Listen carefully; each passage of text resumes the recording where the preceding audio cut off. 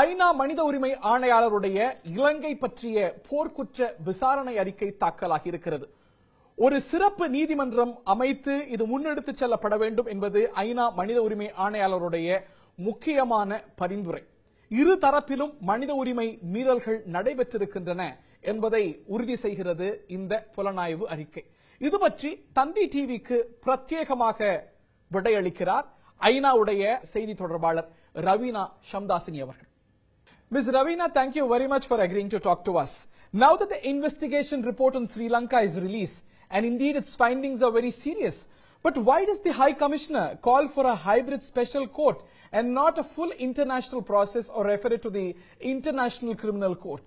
No, you're absolutely right. The findings of the investigation are extremely serious. In fact, we have strong indications to suggest that war crimes and crimes against humanity may have been committed by both sides to the conflict. So we're talking about the government, the LTTE, as well as paramilitary groups. And this is why we are suggesting a hybrid court, which would have a very strong international component. So international investigators, international prosecutors, and international judges. Now, the reason why we feel this is necessary is because, first of all, a purely domestic mechanism cannot work. The victims will simply not trust it. After so many failed inquiries and commissions, after victims have actually faced reprisals and intimidation for even trying to bear witness of the kinds of violations they've faced, they will not trust a purely domestic mechanism. But in the past 9 months or so with the new government, they have shown a sign of increasing engagement with the international community.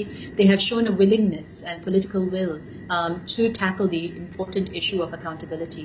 So we think at this stage, the right recommendation for Sri Lanka is for a hybrid court, which takes a combination of both domestic and international elements. What will be the level of Sri Lanka's participation in this process now? Well, the exact way that this is designed has yet to be worked out. This is not something that we can work out without the involvement of the Sri Lankan government. We have made this recommendation, and now the next step would be to engage with them and for them to engage as well in a consultative process with the victims themselves, a very broad consultative process, and with the international community to design the exact specifics. And Sri Lanka can benefit from the experience of other countries in this regard, learn from the kind of mistakes of the past, and build a model that is designed to succeed. Are there precedents to setting up of such hybrid mechanisms? Indeed, there are many precedents to the setting up of hybrid processes. We've got Sierra Leone, for example. We've also got the courts in Cambodia. Now, all of these processes have had their successes and their shortcomings, which is why Sri Lanka will have the benefit of taking stock of all of those and designing a process that will succeed.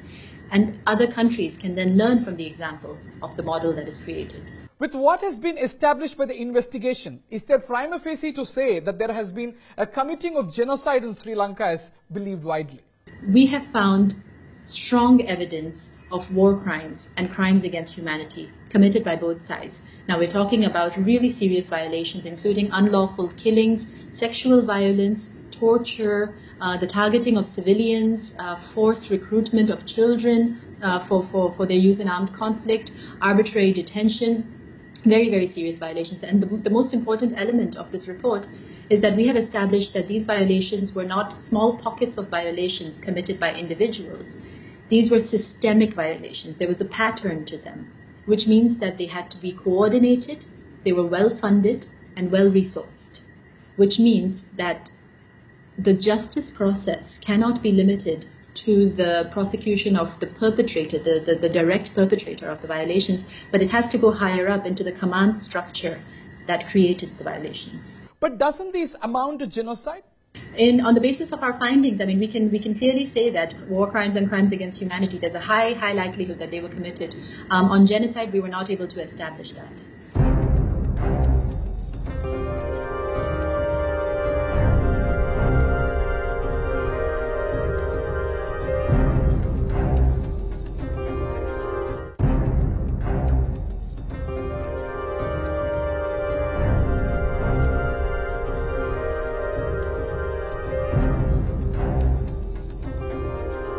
While you have recommended a hybrid court with international judges, investigators and prosecutors, it is very unlikely that Sri Lanka will accept this. The Sri Lankan Prime Minister Ranil Wickremesinghe told in an interview to me in March that he is open to consider an international mechanism, but only with a domestic jurisdiction.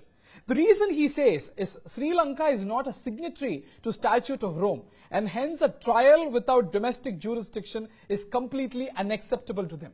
What is your take on this stance of the Sri Lankan government, and what is your appeal to the Sri Lankan government? Well, from what you're telling me, that the President was not in favor of something that would be purely international. What we are proposing is a hybrid mechanism, which would be domestic as well as international together. So you've got domestic and international judges, domestic and international investigators, domestic and international prosecutors. But he wanted the jurisdiction to be completely domestic. A completely domestic mechanism at this stage in Sri Lanka's history will not be successful.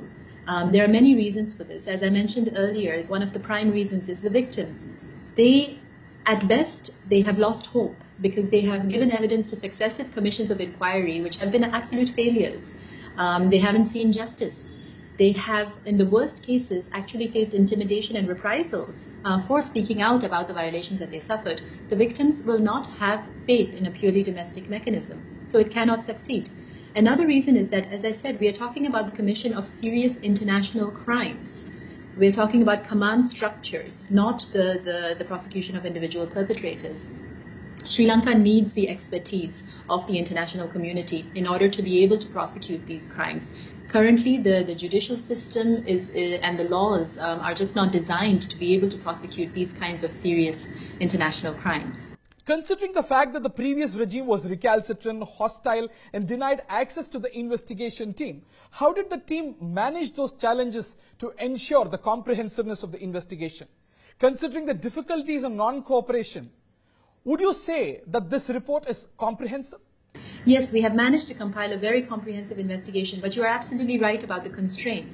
Not only did the previous government not cooperate and not give us access, but in fact there were public statements made by officials saying that anybody who cooperates with this investigation would be a traitor. Serious intimidation of victims and witnesses who would want to come forward. This was a serious constraint because the victims and the witnesses were fearful, and without access to the country, there was a lot a lot of information we could have gathered that we weren't able to.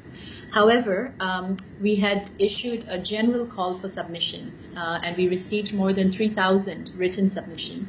We also conducted many interviews. For example, we interviewed 30 victims of sexual violence who told us, really harrowing stories, which we were then able to corroborate. Through photographic evidence, through satellite imagery, we were able to corroborate a lot of the evidence through such material. We also had access to unpublished reports of the government and from other sources as well, which we were also able to use to corroborate the information. So the investigation was independent, comprehensive. But what is important to stress is that this was not a criminal investigation. This was a human rights investigation. The next step has to be criminal investigations with a view to prosecutions and justice. Was there cooperation from the new Sri Lankan regime after the regime change? Was the Sri Lankan regime after the regime change cooperative to the investigation? Unfortunately, we were not granted access even after the new government took office. However, they have been engaging with us. They've responded. We had shared this report with them ahead of time, a few days ahead of time, and they've come back with their response. And it's a very cordial response. It's a very open response, and it suggests a lot of room for engagement. And we really welcome this change in stance of the government. And we think this is the best way to constructively really move towards justice, reconciliation, and the most important element being non-recurrence. We all have to come together to ensure that this will never again happen in Sri Lanka. Ms. Ravina, are you hopeful that the Human Rights Council will accept the recommendations of the High Commissioner? And what is your appeal to countries like India and the United States, which are key players in the Council? We are very hopeful. It was the international community, it was the Human Rights Council which mandated us to conduct this investigation. And we have done a very comprehensive investigation with serious findings, analysis, and the High Commissioner, based on these findings, has made these very clear recommendations. And the recommendations go beyond just the setting up of a hybrid court. This is one extremely important element. But apart from that, there is also a lot more that needs to be done in terms of institutional reform, legal reform, in terms of making sure that the systems are all reformed in a way that this cannot happen again, that the checks and balances are there. We're very hopeful that the international community will listen to the High Commissioner's call, and we call on all countries to make sure that they remain engaged on this issue of justice and accountability in Sri Lanka. Why has it taken so long to obtain an investigation into mass atrocities committed over 6 years ago? Well, I mean, we're very pleased that the international community has been engaged. Initially, there was a lot of space given to the government to let domestic mechanisms work. When successive domestic mechanisms and commissions of inquiry failed, the international community felt that it was important for an international inquiry to take place, and that's when they mandated us to do this inquiry. I hope that this will be really a turning point, which will go from inaction to action. Ma'am, what do you think are the main findings of this investigation report which have not come out in the last 6 years? The main finding, as I said, is actually that these violations form a pattern. It's a pattern of systematic violations. These were not pockets of violations. For example, in the use of torture, our findings suggest that there were actually torture rooms that were created. That indicates to us that this was not torture being committed by individual officers, but there was a systematic policy of torturing detainees.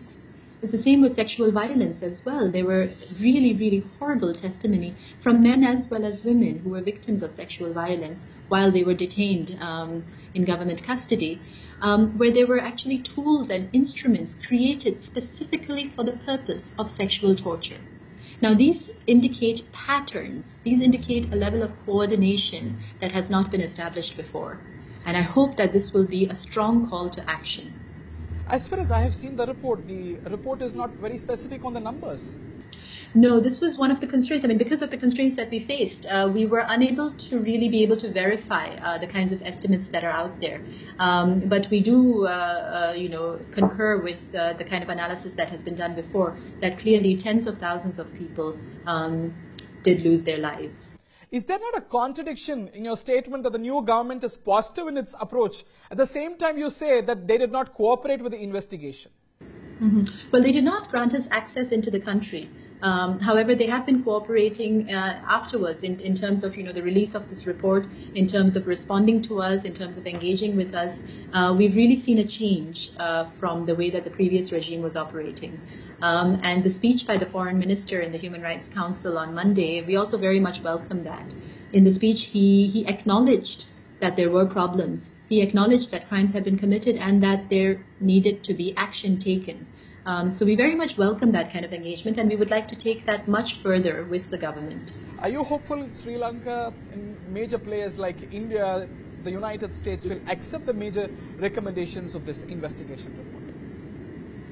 We are very hopeful. I mean, the High Commissioner's recommendations have been based on lengthy research, documentation and investigation and fact-finding of the kinds of very serious violations that have occurred in this country. And we are very hopeful that the international community will remain engaged and that they will take the High Commissioner's recommendations in their entirety to ensure non-recurrence of such horrific violations in Sri Lanka. Thank you very much, Ms. Ravina, for agreeing to talk to us.